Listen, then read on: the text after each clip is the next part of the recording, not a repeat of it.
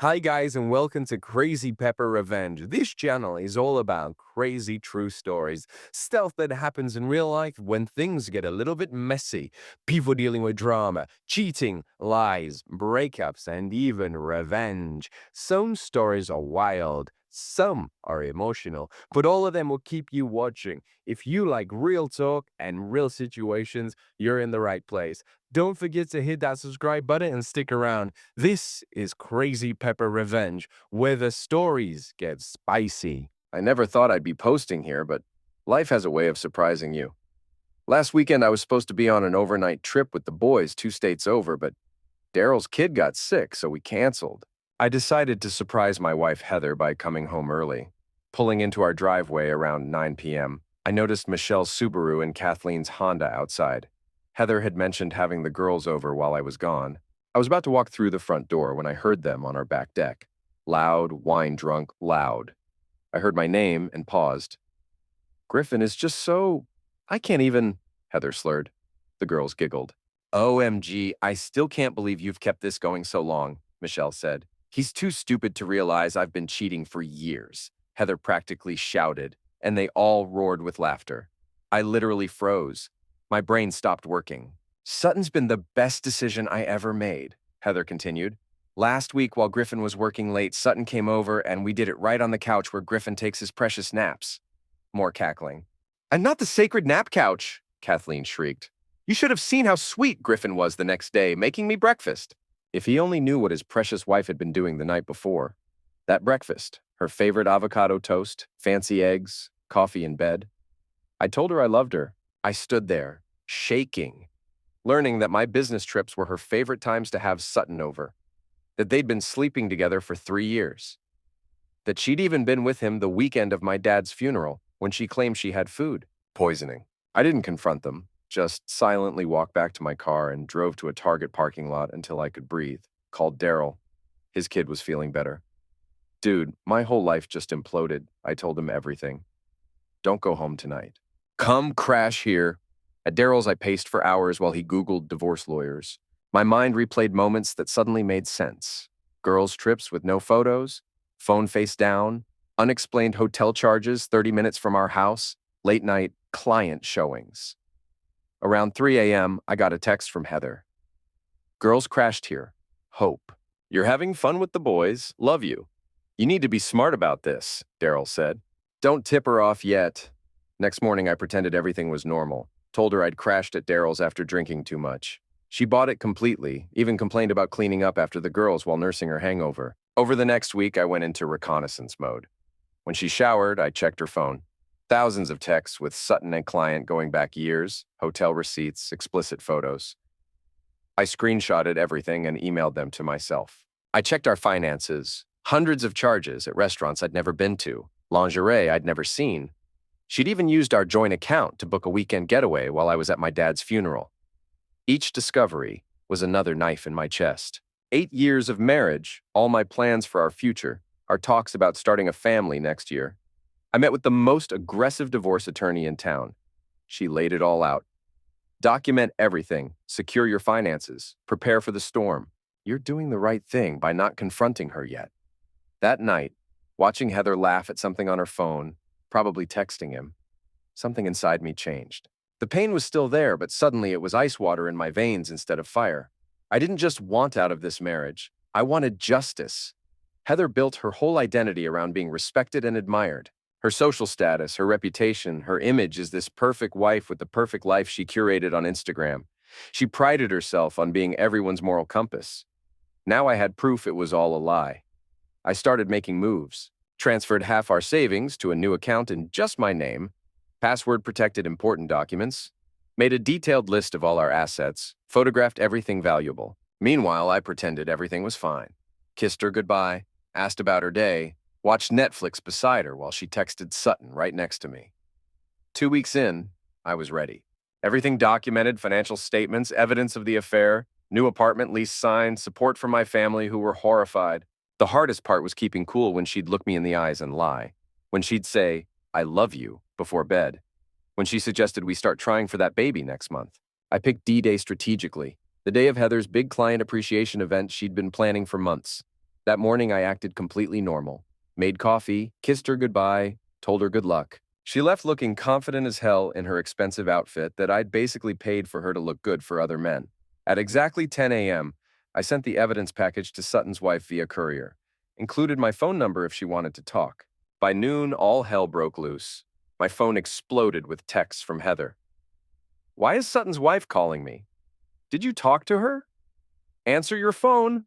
I didn't respond, just watched the messages pile up. Laura, Sutton's wife, called me. We talked for almost an hour. She was devastated, but grateful. Apparently, Sutton had been gaslighting her for years about her paranoia. She told me Sutton was frantically trying to save his marriage, which meant throwing Heather completely under the bus. By 2 p.m., Heather's client event was in shambles. She had to leave early. She kept calling me nonstop. At 3 p.m., I sent a brief, factual email to her parents.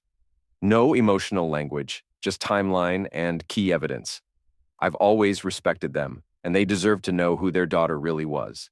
By 6 p.m., I was sitting calmly in our living room when Heather finally came home. Her mascara was everywhere. She looked like she'd aged 10 years. She started with anger. "How dare you tell Laura? How could you betray me like this?" Then quickly moved to bargaining when she realized I wasn't reacting. She tried everything. Tears, screaming, seduction, more tears. I just sat there, calm as a cucumber. We both know exactly what's going on. Then I handed her the divorce papers my lawyer had prepared. The color drained from her face when she realized this wasn't spontaneous, that I'd been planning this for weeks while sleeping next to her every night. That's when she noticed some of my things were missing. "I'll be staying elsewhere. You have 3 days to figure out your living situation before I inform our landlord about the breach of our lease agreement." We had a morality clause. The next few days were interesting. She swung between threatening me, "You'll never get away with this," begging, "We can fix this. It was just physical. I've always loved only you," and playing sufferer, "I was lonely. You work too much." Meanwhile, her social circle was imploding. Michelle and Kathleen ghosted her once they realized their role might become public. Her parents called her disappointed. And Sutton, that coward, was in full damage control, telling his wife Heather was obsessed with him and wouldn't leave him alone. The financial reality hit hard when she realized half our savings was legally moved to my account. Her access to joint credit cards was gone, she couldn't afford rent alone, and her event disaster meant she'd probably lose clients. Yesterday was the final nail. She found out from mutual friends that everyone knows what she did, not because I told people directly, but because Sutton's wife told her friends who told their friends. The social circle she'd carefully built around her perfect image was collapsing. She showed up at my new apartment last night, somehow got my address. She was sobbing on my doorstep, makeup running, looking completely broken. I let her in because neighbors were starting to notice. She immediately launched into how she'd made a terrible mistake, how she'd do anything to fix it, how she couldn't believe she'd risked our marriage for someone like Sutton. I just looked at her. "Remember when you told your friends I was too stupid to realize you were cheating? Well, surprise." The look on her face when she realized I'd heard everything that night, pure shock, then horror, then shame. She started to say something about how she didn't mean it. She was drunk. It was just talk. I cut her off. "Sit down. I have something to show you." When Heather showed up crying at my door, she got a surprise she never expected, a complete breakdown of her new financial reality. I had spreadsheets, projections, and a detailed accounting of exactly how screwed she was going to be after this divorce. "You spent 3 years laughing about how stupid I was," I said, sliding the papers across my coffee table. "Let's see how smart you feel now." She stared at the numbers, her face going white. "Griffin, please, we can work this out." "Work what out? You mean like how you worked out screwing Sutton on our couch while I was busting my A to pay for your lifestyle? Or how you worked out using our joint account to book romantic getaways with him? I never meant for it to go this far." "Bull crap. You meant every second of it. 3 years, Heather. 3 damn years you looked me in the eye every morning and lied to me. You sat at my dad's funeral thinking about your boyfriend's pecker." She started crying harder.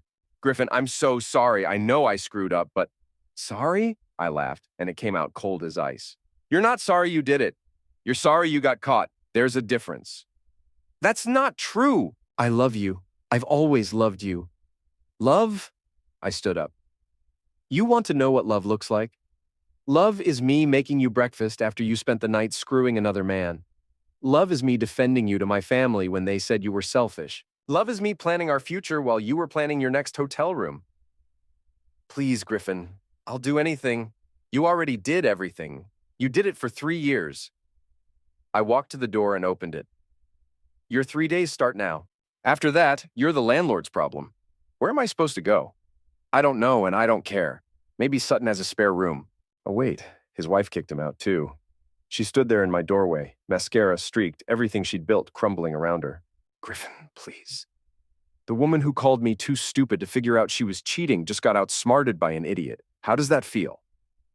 I closed the door and listened to her sob in the hallway for 10 minutes before she finally left. The divorce was finalized 2 months later. She got enough to start over, but nowhere near the lifestyle she was accustomed to. Had to move back in with her parents at 32. Sutton's marriage imploded completely. Laura moved to Pennsylvania and is apparently dating a kindergarten teacher now. Good for her. As for me, I'm rebuilding. New apartment, new life, new perspective. The woman who thought I was too stupid to see her betrayal learned that underestimating people is a dangerous game. Some lessons cost more than others.